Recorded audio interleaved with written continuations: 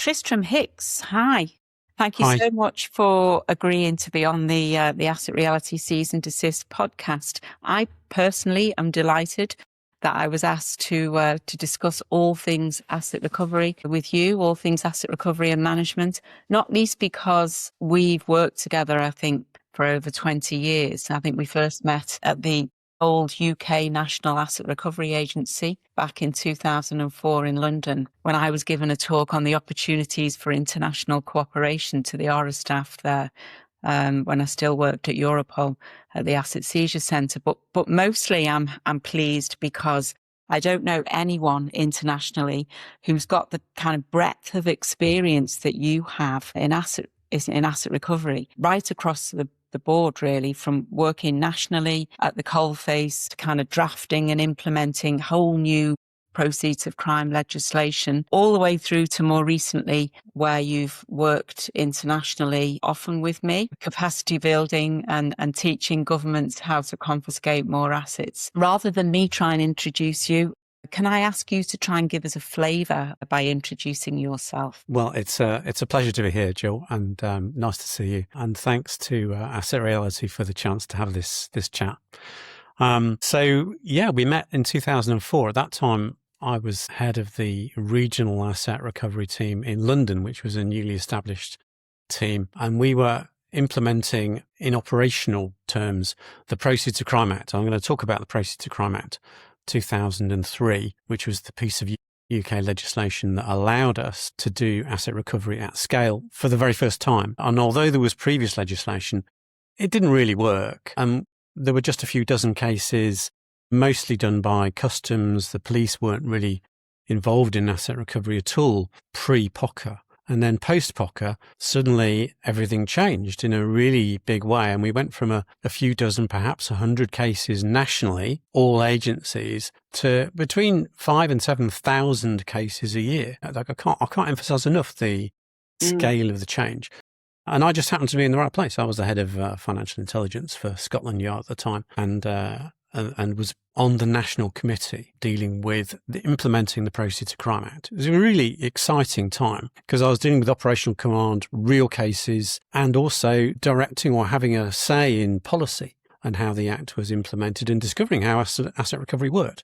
Because at that point, we didn't know. I mean, so the Proceeds of Crime Act in 2002, you were in it right from the beginning there. And I think it's fair to say it wasn't an easy ask, the legislation. I mean, you focused a lot on building a decent piece of law.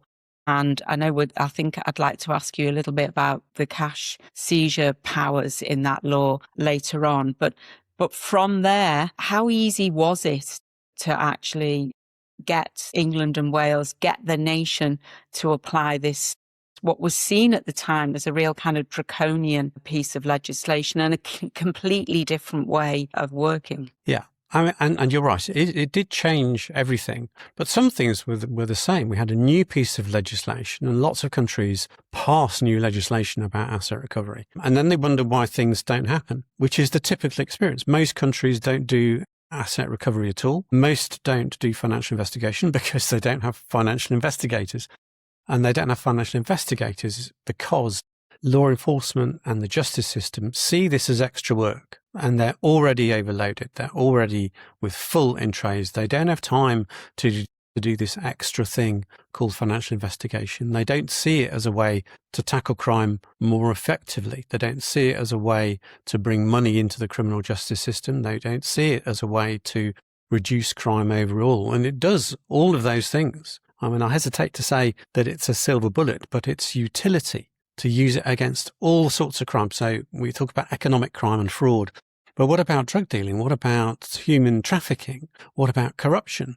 Well, all of these crimes, if we think like criminals and want to make money, then asset recovery is the antidote. And that's pretty obvious, really. What I found was there was a lack of understanding by senior officers in particular, who are used to running big organizations, but they're not particularly used to investigation. They don't come from investigative backgrounds. They don't necessarily come from anti-crime backgrounds, which sounds strange for policing. But the reality is they're dealing with public order and the reputation of the justice system and fairness and all sorts of other worthwhile things. And crime for money is on the list. And POCA allows you to tackle it in a really effective way.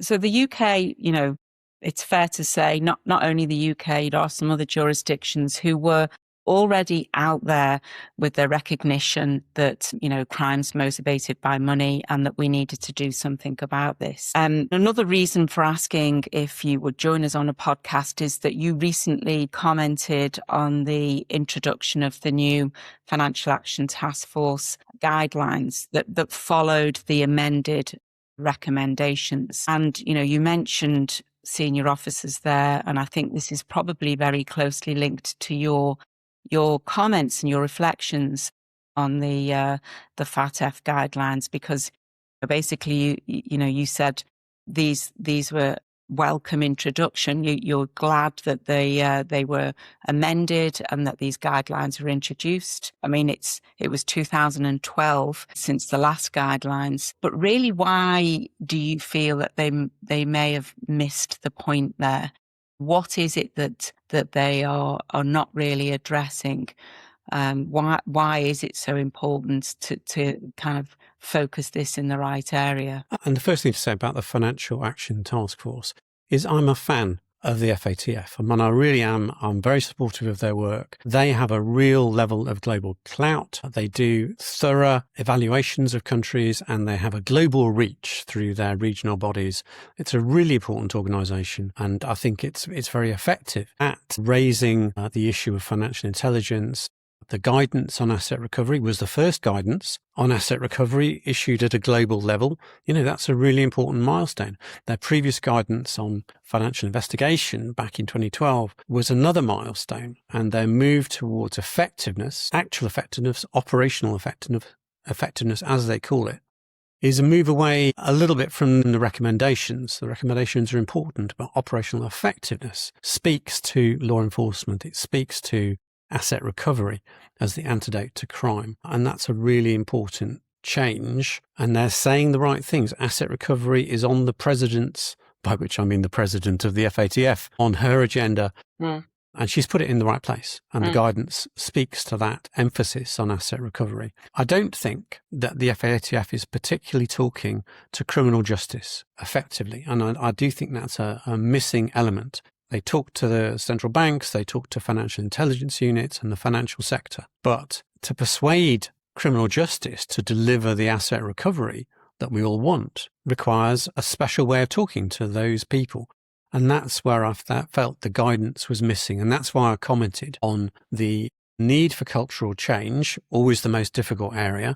And I gave some real tangible ways that the culture could be changed through the FATF and its evaluation process. So yeah, they're doing really well, and the guidance was a great step forward. But there is more, and that's why I wrote that piece to help the FATF deliver in reality. And one of the changes that we saw there is that they do now underscore the importance of making asset recovery a policy priority. But, you and I travelled around to various jurisdictions trying to support governments to introduce better asset recovery laws and processes. And quite often we were told, oh yes, asset recovery is definitely a priority for us as a jurisdiction. But when we looked there, actually all the policy aspects were hidden within anti-corruption policies or national anti-money laundering policies. And there was maybe one line that focused on asset recovery and why that's important. What do you think needs to change to raise that profile? What is it that we can ask jurisdictions to do, and how can we get them to change? I think looking at the UK is a really good example of a before and after. And the reason I say that is because the Proceeds to Crime Act in the UK was a particularly good piece of legislation. And one thing I'd say is why bother inventing legislation from scratch when you can just go to the UK and get their Proceeds to Crime Act, pick out the things that are important and pass law like that. And the UK had an implementation committee, and that's often missing from actually the UK was unusual in having its own implementation committee. That isn't a normal thing for it to do. And other countries need to implement this because it's quite difficult. If it was easy, you wouldn't need to read my book, The War on Dirty Money, which talks about some of the issues. And this key understanding, somehow we've separated the proceeds of crime and asset recovery from crime. So we organisationally deal with it separately. When we talk about statistics and what gets measured gets done, we separate the proceeds of crime and asset recovery from crime and crime reduction. And we need to join those things together. And a multi-agency committee allows you to do that. One of the difficulties with asset recovery is it's split between the ministries in government who tend to operate, unfortunately, as silos. And I think we all understand the importance of that and why that's good in some ways and bad in others. But we have the Ministry of Interior, the Ministry of Finance, the Foreign Ministry and the Ministry of Justice. Those four key ministries worked separately in the UK. And luckily we had a Prime Minister at the time who brought heads together. And the role of the Prime Minister in making it happen is really important, including the decision to recycle the assets back to the agencies. It was very difficult to persuade police and prosecutors and the courts to do this extra work. And the money coming back into the system really helped to buy some people within the system to do the work. So you need the law, you need the people to do the work, and you need some strategic push. The fourth thing is a catalyst to make it work, the spark that turns law into practice. And that was a surprising thing in the UK. We didn't know what that spark would be. It was exciting to discover it, to be honest. It was hidden in legislation that all countries already have. And this is the power to seize cash at the borders. And in the UK, that was already a dozen years old at the time when POCA came in, but it was a power only used at the frontier, only used by customs. So police, we didn't know about it. Just wasn't something we recognised. So when the power came in, it was kind of an extra piece of legislation, a bit of the Proceeds of Crime Act, and we put it into practice. We found out what customs did and said, in fact, one of my officers was walking past my office and I said, Steve, can you go to customs? They're having a meeting tomorrow and they're talking about cash seizure, whatever that is. Go and find out what they do, bring it back here. And the result of that is I ended up writing the guidance for seizing cash in the UK. We had a presentation for all the forces in the UK to deliver the cash seizure process. And suddenly we were seizing millions and then tens of millions of pounds in folding money. It was absolutely incredible. And previously we'd found it, but we just left it where it was because we'd been trained not to seize cash like every other police force in the world. That was the change. It's something that both you and I talked about a lot when we were traveling through jurisdictions, that there was a big push to consider non-conviction based civil forfeiture. And, as a kind of prior step to that, I think jurisdictions have bought into this kind of extended confiscation regimes. But we didn't find cash forfeiture in any of the jurisdictions that we went to other than at the borders, which was always a great surprise to us. And I think it's, as you say, probably one of the areas that jurisdictions could now pick up on in order to have more money in the pot at the end to use to incentivize law enforcement and incentivize governments to confiscate more assets. Maybe we can talk a little bit about the way that this pot of money at the end of the day can motivate more confiscation. You touched on it briefly there, but the Proceeds of Crime Act also opened up the opportunity for something called the Incentivisation scheme. Perhaps you can just tell us a little bit about what that is, first of all, and how that is used in the UK to encourage more asset recovery. It's a really important decision and a difficult decision. And I think the decision in the UK was made by the Prime Minister, basically overruling the Ministry of Finance, because all the Ministry of Finances want to keep all the money for themselves. They're all the same. Let's face it, we want them to keep it safe and to use it wisely. But in this case, the money coming back into the system provided the resource to change people's minds, to change the minds of management, and to provide a few people to do the work at first. And then what we found was it worked. And then we brought more money.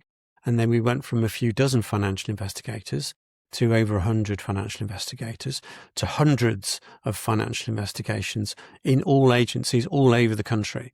And it was driven by the results. It was driven by effectiveness. But that spark came from the assets coming back into the system to allow management to make the easy decision, to do the extra work, make the hard decision to do the extra work. And that was really important. And I think the benefit of the proceeds of crime is a deterrent for crime. But deterrent works at scale. You have to have lots of cases. It's not about the numbers of assets and the amount of assets. It's about the numbers of people who were affected. And as I say, we went up to 5,000 to 7,000 cases a year, and that provides the deterrent and it provides the assets to be recycled. And there's an opportunity there to engage with communities.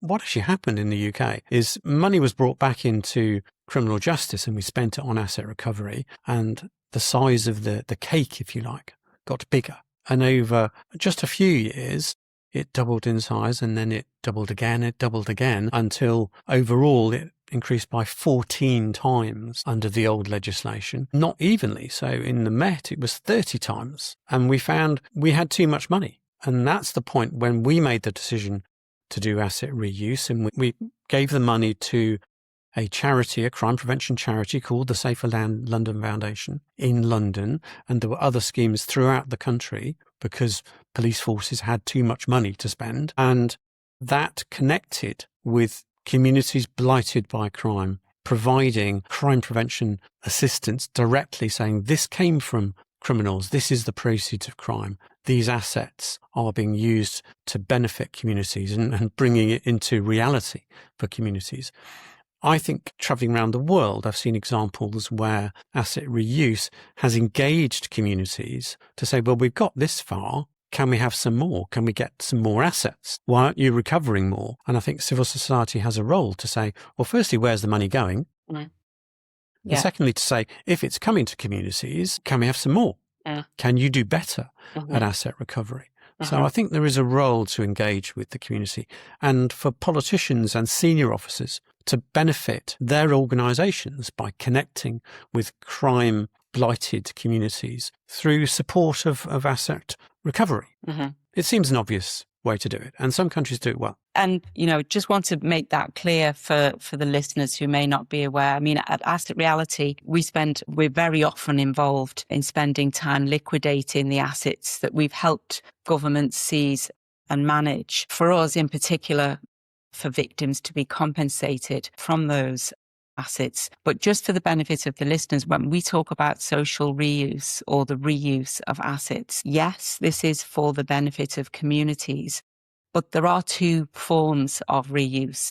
And in the UK, we very much focus on what I often call the state reuse of assets, as opposed to giving funds directly to charities and to communities. So the kind of community reuse of assets. Could you just explain really why it's important to focus on the state reuse? And this is actually the funds from the sale of confiscated assets. So not the physical assets that we have confiscated, but it's selling those assets and using the funds from the sale for reuse purposes. Why is that important? Why should we give those funds to law enforcement bodies? Firstly, the UK system generates money because we tend to sell the assets through a result of the British system, which is slightly different from other parts of the world where actual assets, actual land and real estate is physically handed over by the courts to communities. And so there's a slight difference.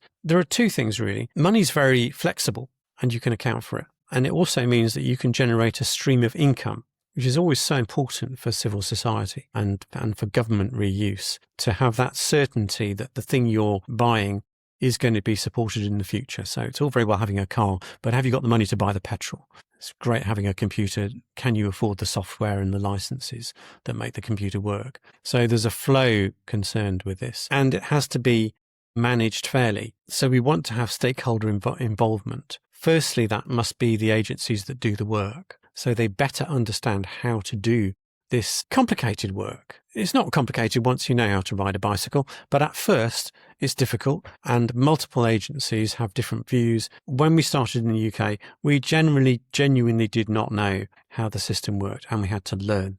And that was the role of the implementation committee that I was on for 10 years. We were constantly learning. It wasn't something you pass the law and next year it all works wonderfully. It has to be nurtured. And part of that is the money to get the attention of senior managers in the first place, get the attention of politicians. And once they're in the room, then you can talk about the operational effectiveness and the fact that you need people to do the work. The money just doesn't arrive. You need to have financial investigators. And in the UK, we have accredited financial investigators who are all trained to the same standard, whatever agency they're from. They're all mentored in the workplace, so they're operationally effective, as the FATF require, and they can only work in the public sector. Now, I think there's room to develop that concept so that those people also have the same terms and conditions, so they can move between agencies and benefit from customs experience and police experience and tax experience, and move horizontally and have that career that way, and move vertically. So we have people like me, I was a senior officer, directing dozens of financial investigators so that we have a strategic approach. And I think there's room for that to be a national thing in every country. Once you've got there, you can go international. And asset recovery, asset financial investigators in one country can speak to their professionals in another country because they speak the same language. One of the conveniences of CARIN, which is an international body, is that it speaks English for the most part, except in South America. And that is the language of financial investigation. And if people are trained together, then they professionally speak the same language as well. And we could get over those international boundaries and use international software, international systems, because the international people based in each country understand what the purpose of it all is. So there is a human side to asset recovery, which we don't really focus on. We focus on the databases and the new technologies and cryptocurrencies, these new exciting tech things, but we need humans to make them work. And that human is the accredited financial investigator. So we've talked about asset recovery needs to be a policy priority in jurisdictions to enable good legislation to be written and good practice to be policies to be put in place.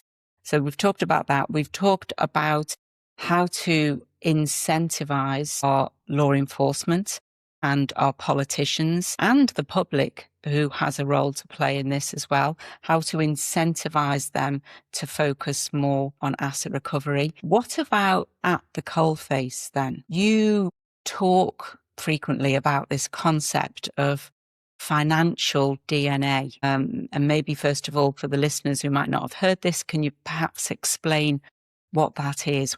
What is financial DNA? Well, the idea is grounded in criminal investigation of every contact leaves a trace, and that's in the physical world. And in the financial world, particularly with computers, every financial transaction leaves a trace. Once it's on a computer and you've made a transfer to another computer, then it's out there to be discovered. And all of our financial transactions now, it's all computerized. It's all available to be traced. Every contact leaves a trace. And particularly with new technologies like blockchain, then you can follow the trail. And this is quite new. And that's why financial investigation is a new thing. The concept of taking money from criminals is something which goes back to medieval times, to Roman times, when people were routinely deprived of their assets if they committed crimes. But now with computerization, the opportunity to do that at scale, in detail, fairly, is available because of computerization. And the DNA concept is the idea that DNA is everywhere. And I guess if you looked in my wallet, whether that's a physical wallet or a virtual wallet, then you would find where I live, where I go for holidays, where I shop, what I do, who are important to me, other people who are important to me. The financial intelligence connects people to people, people to places, people to times, people to money. It connects everything, which means you can use financial intelligence, obviously, crimes for money.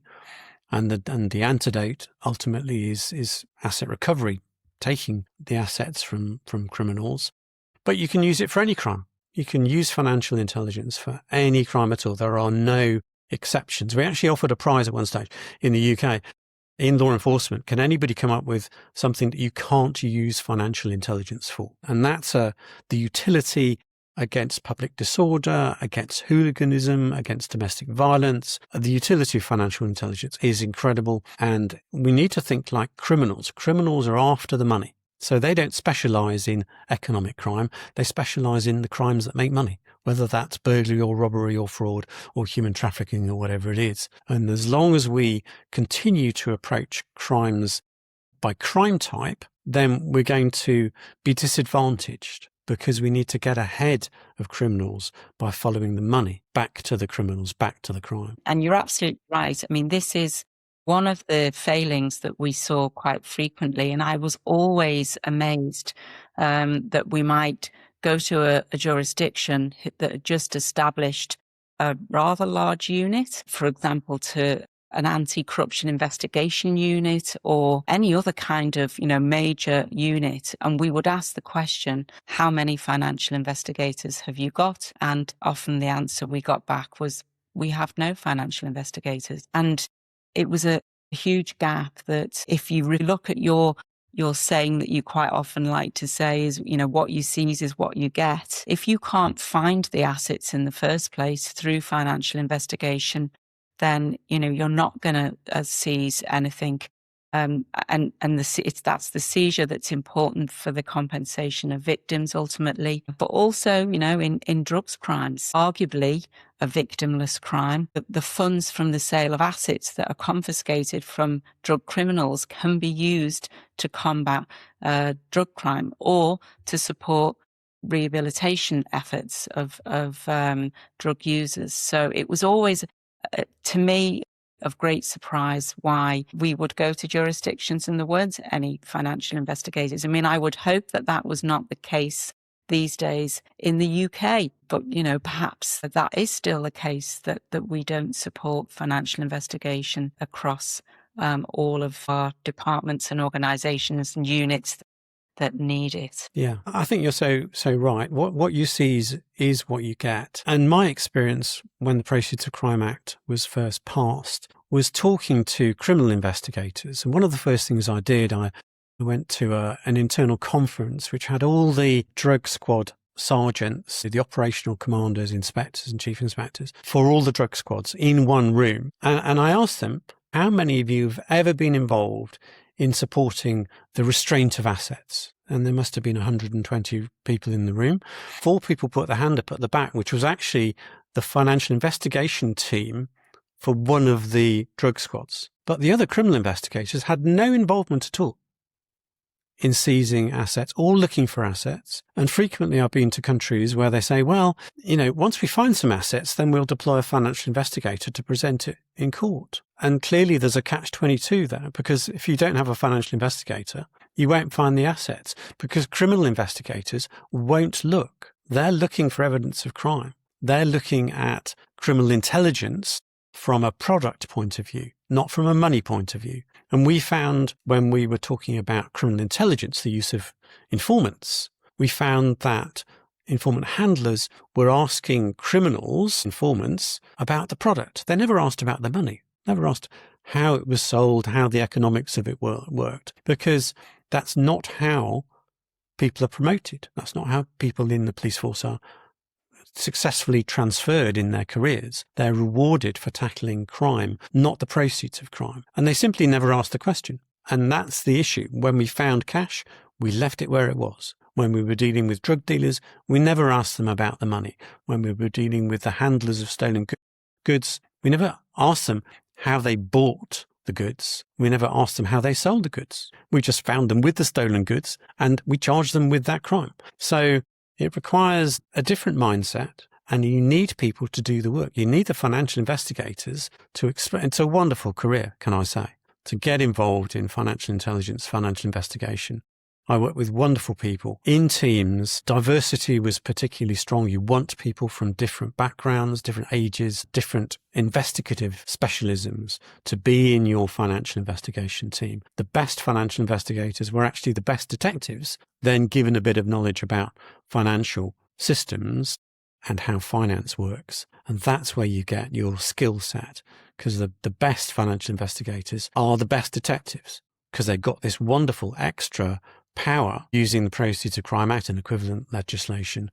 And they can use the money laundering powers to access international requests, because if you put money laundering in your international request, you get a better response from other countries. If you put money laundering in your case, then you can access the intelligence from financial intelligence units. If you put money laundering in your case, then you're going to do better searches, because you're going to be searching for the proceeds of crime, not just the drugs. One of the early simple examples I can give was an officer who was searching for drugs in a bedroom, found lots of drugs, found lots of cash wrapped up, scrunched up in the drawer. He fished through all the cash, found the drugs at the bottom, put the drugs in the bag, and there's so much cash in the drawer it fell on the floor. So being a tidy officer and respectful officer, he then picked up the cash and stuffed it back into the drawer and closed it. And luckily he was with another detective who'd been on a financial investigation course who said, we can actually seize that cash. The guy said, what? Yeah, it's a new power. We can seize that cash. And that's exactly what happens in real life. We're trained as police officers not to seize the cash, not to look for the assets. It requires a change of culture, and it requires a change of culture at every level. Operational, middle management, senior management. The cash and the money coming back, the asset reuse, is the catalyst to get people to make that change and think about crime more effectively, more efficiently, in a different way. And Tristram, I think some of the listeners from maybe the more developed jurisdictions that are listening in, like the UK, might think that the example you've just given is something that's way in the past. But you and I both know that that is not the case in all jurisdictions. And even with the new international standards that we have, with the European Union has just introduced a fantastic new directive that focuses on great new legislation for asset recovery. We've got the FATF amended recommendations that we've referred to, also the new asset recovery guidance. The Council of Europe are also now introducing a protocol to the Warsaw Convention, all these fantastic standards. But we know that without a financial investigator or without a focus on seizure of assets, then we're not going to get to the point where we have any assets to confiscate. And you're referring to cash. We now have this difficult situation, I will call it a difficult situation, where we're expecting our seizing officers to understand where to look for digital assets and how to seize digital assets and manage that. So, there are new things that we're having to tackle, that we're having to deal with. And without this kind of financial investigator focus, then we're just not going to get there. I wanted to also touch briefly on statistics with you, because I know this is another area that you've been involved in throughout your career. And there's some very relatable and funny stories in your book that you've written, that you referred to there, about being asked to write crime recording statistics back in the these are kind of crime recording system that allows senior management to dedicate resources in the right areas.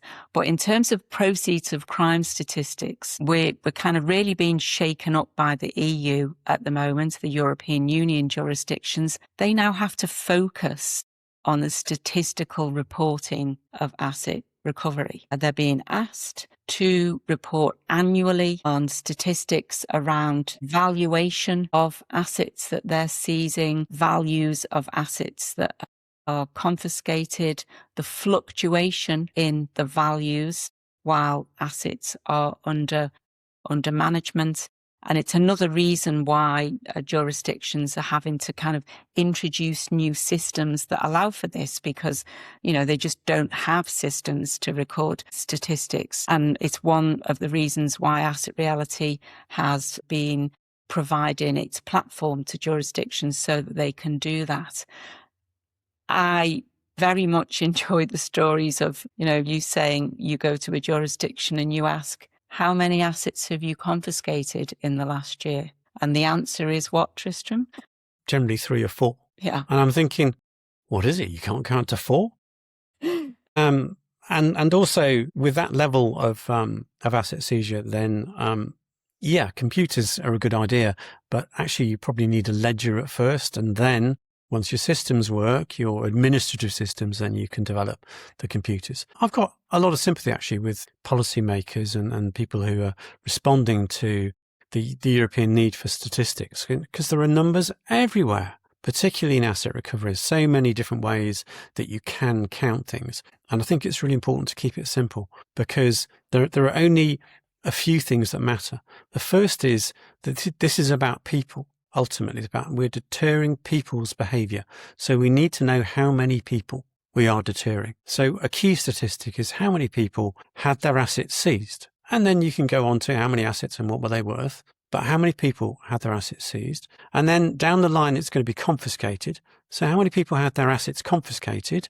And what was the value of that confiscation? And then that feeds into asset reuse, how much money is coming back into the system, why it's not going to communities, why it's going to the Treasury, into their central fund, rather than getting the cake bigger and recovering more assets. So just those few statistics, how many people had their assets seized, how many people had their assets confiscated a few years later, and what was the value? That's all you need. Over time, that will tell you whether you're doing better or worse. And if you link it to crime stats, then is it reducing crime? And my firm belief is that POCA reduced crime after it was passed in 2003, because it just so happened that asset recovery went up enormously, with tens of thousands of people losing hundreds of millions of pounds.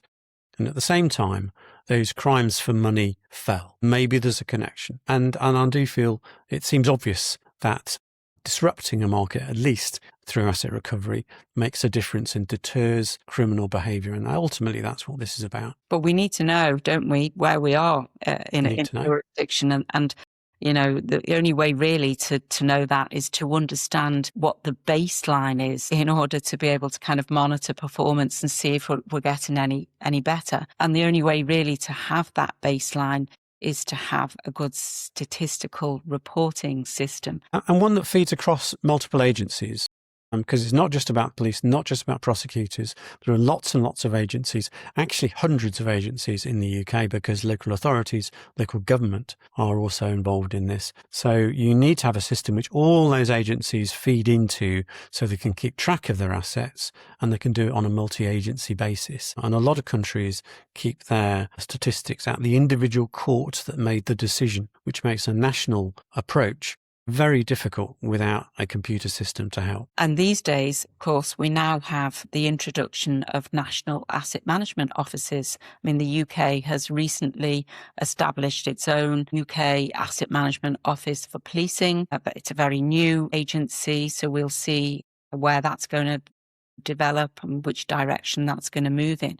But across the rest of the European Union, asset management offices are being established, and many jurisdictions have had them for several years. You and I have worked a lot in the Balkans in the past, and we know that the Balkan jurisdictions have had asset management offices for over 15 years now. And I think there's a lot of investment in placing the statistical reporting in asset management offices. We're being told it'll be the asset management office's responsibility, or perhaps the asset recovery office's responsibility. But in reality, the system starts with the seizing officer. And as you've explained, we're very used to working in silos, and that doesn't really bode well for a good system of end-to-end statistical reporting. If I was going to have another go at all of this, having had this, as you said, a really interesting career, being 10 years on the National Committee in the UK and in operational command of financial investigators at the time. And then another 10, 15 years in the international area of capacity building all over the world. It's a fascinating career to be in, and I commend it to people who are setting out. But when it comes to investigation, when it comes to asset recovery, what we need to know is, well, how many accredited financial investigators do you have in your force area, in your country? Because that answers the question. If the FATF put that in their recommendations to have accredited financial investigators and to know how many we have, then we'd be taking this seriously and we'd have some real investment in the area of financial investigation, without which nothing. What you seize is what you get. Without a financial investigator, you have nothing to bring to the table to reuse or to reinvest. And also, criminals have escaped with the money because of your negligence in not having a financial investigator. Let's put it like that.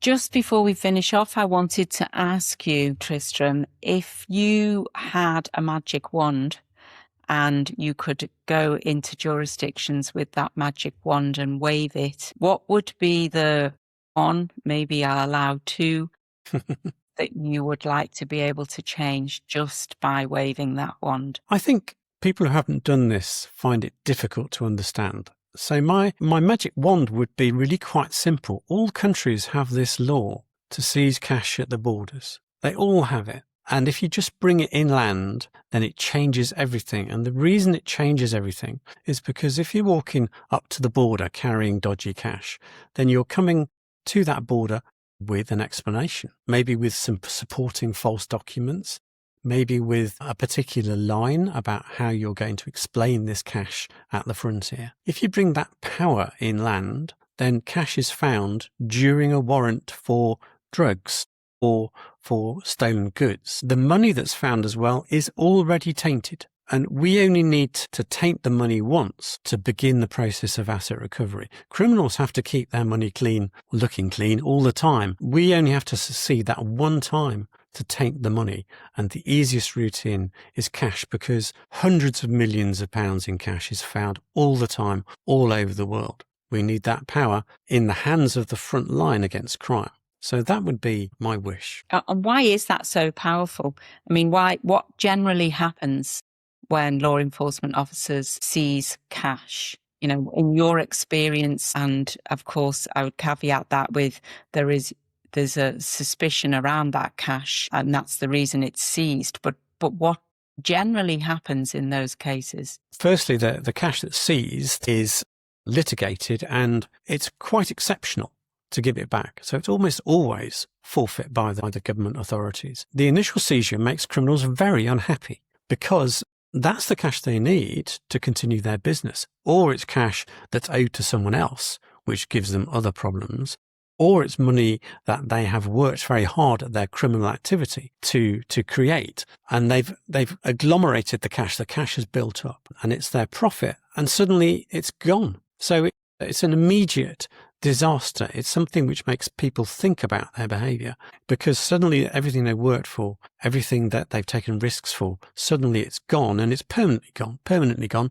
because the authorities typically confiscate that cash as well. And it then leads to further investigation of money laundering and their other assets. And we start to investigate that person, and their wife and their sister and their mother-in-law and their parents are tied into the investigation. And this changes the risk. Prison is part of the risk built into being a habitual criminal, running a criminal life. But the risk that your mother-in-law gets arrested because she's caught up in the money, because you've given her a house or you've given her the money to handle. This is a new level of risk, having your mother-in-law arrested. From experience, it's an extremely effective way to bring the full attention of the criminal to the activities they've been doing. Having their wife or daughter or mother-in-law arrested is a real issue. And I know I'm being quite sexist here, but the reality of research shows that the vast majority of criminals are men. The gender split between money launderers is pretty even. because money launderers tend to be ordinary people who just have criminals in their life. I think the money laundering topic is probably another one for a whole different podcast that we could have. Is there anything else, Tristram, that we need to cover? I suppose there is something, and I'll just say a piece and we'll decide whether to keep it in. I think it's really important to have financial investigators at the front line. And this is because we need to have financial investigators connected to crimes that are being reported, criminals are being arrested at the front line, because that way you have the best opportunity for asset seizure, the best opportunity for early use of financial investigation. And the reality is, if we don't have that local financial investigators at the front line, then the criminal investigators don't know who to call, may not have anyone to call, may not have somebody readily available to assist them with issues like crypto seizure, like the use of telephones and computer equipment, which accredited financial investigators can help them with. So we need these people at the front line to focus criminal investigators and ordinary police officers into the importance of assets. And there are so many occasions where uniform officers on patrol have actually suddenly got engaged in asset recovery. And I'm thinking of a particular case, a driver driving through London, stopped by the traffic police for not having a safety belt on. He seems to be behaving nervously, so they decide to conduct a search, and they find £40,000 in cash in the car. When they go to the detectives in the centre of London, they say, well, we're terribly busy, can you deal with it? And that leads to a search just north of London in Northamptonshire, where they find £1,000. Now, part of that money goes to the force, and in the Met's case, the unit that did the seizure. So the traffic police suddenly had this real benefit to their work, and the result was they had their own financial investigation team doing the work. And I do think it's important to recognise financial investigators working on their own are ineffective. They've got to be part of a team in order to be effective, so that when someone's on holiday or they're not available, the work carries on. And criminal investigators can't do the work of financial investigators. That's why we have parallel investigation, criminal investigators working with financial investigators to bring that synergy so that assets are seized in the first place, all the time, every time. Absolutely, yeah. Something to add? So Tristram, thank you very much for your time on the podcast, and also for the years of dedicated work that you've put towards ensuring that we've got good asset recovery laws and systems and practice in place. I wish you all the very best with the next book that you write. And I would urge everybody to read The War on Dirty Money if they have not already. In particular, if you have a law enforcement background, there's plenty of material in there that you can relate to. But yeah, I wish you all the very best going forward, Tristram. Thank you very much. Yeah, thanks, Jill. It's been an absolute pleasure. Thanks to Asset Reality for the chance of talking about the exciting world of financial investigation. See you next time.